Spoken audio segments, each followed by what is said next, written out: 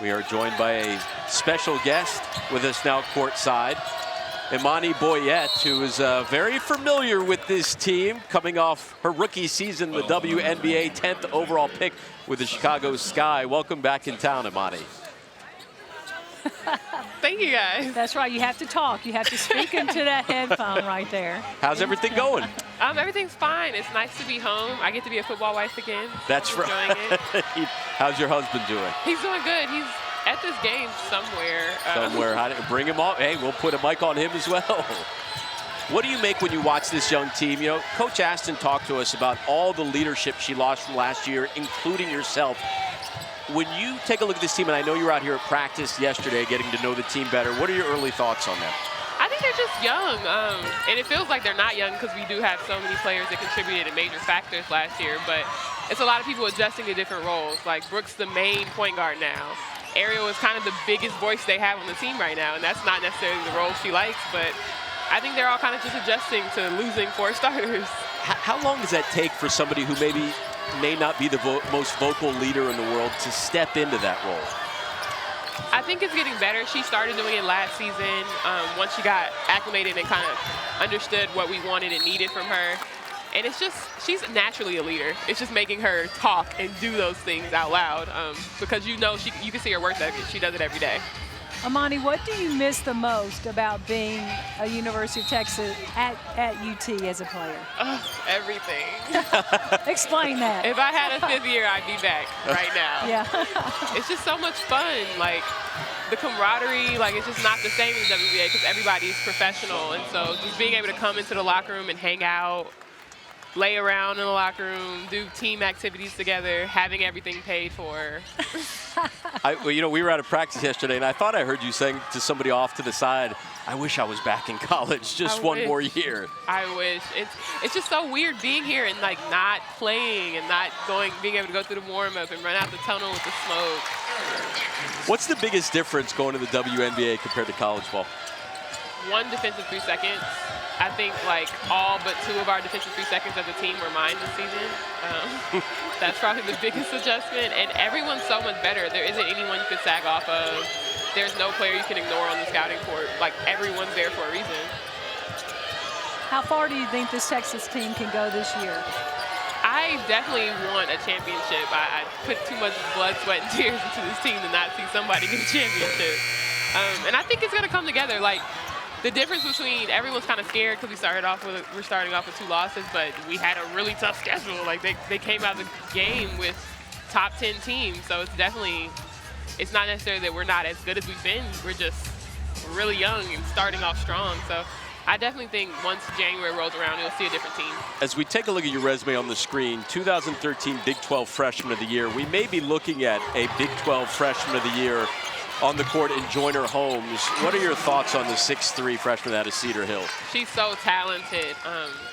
Just naturally, in the women's game, you don't see a lot of girls over 6'2", 6'3" that can handle the ball like she does, that can move as fluently as she does in all aspects of the game.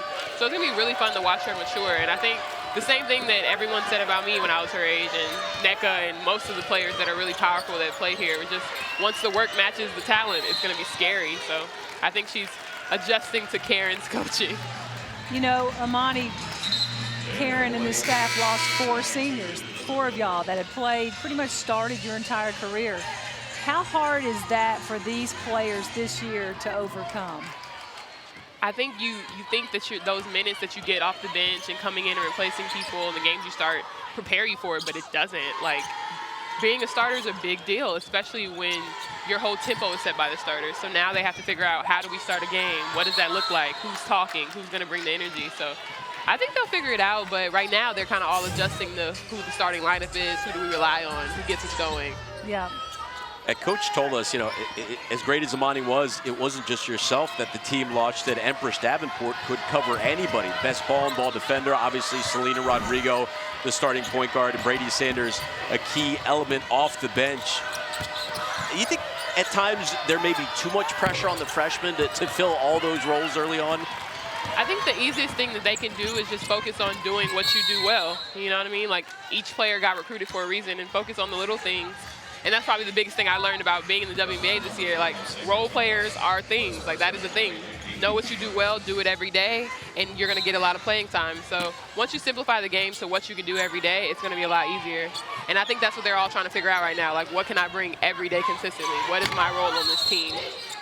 You know, it's really, when you say that, it sounds like you need to be standing up in front of the team saying those exact words. But the thing that stands out to me about what you said, when you're saying it to an 18 and 19-year-old, it's a lot different than saying it in the WNBA to a 23, 24-year-old. Exactly, you know? Especially because most of the players in the WNBA were the everything player on their team. Brooke Bacardi with their second 3 of the game, extending Texas's lead to 54-14.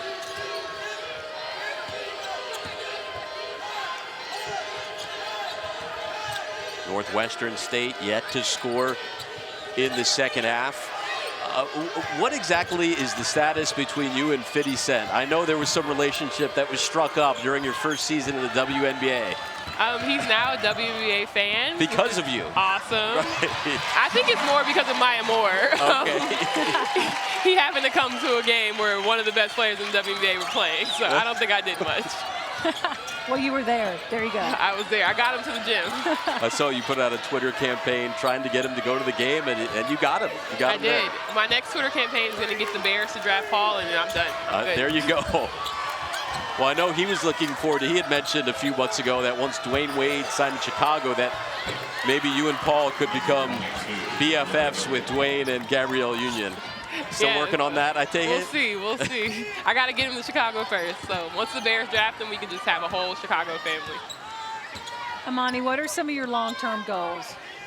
I definitely want to be on the 2020 Olympic team. That's a goal of mine. Next year, I would love to make an all-WNBA team. Defensive Player of the Year is always a goal of mine. Like, I love playing defense. Well, we're going to break. We want to thank you for stopping by. Imani Boyette will be back from the Irwin Center, Texas, in control.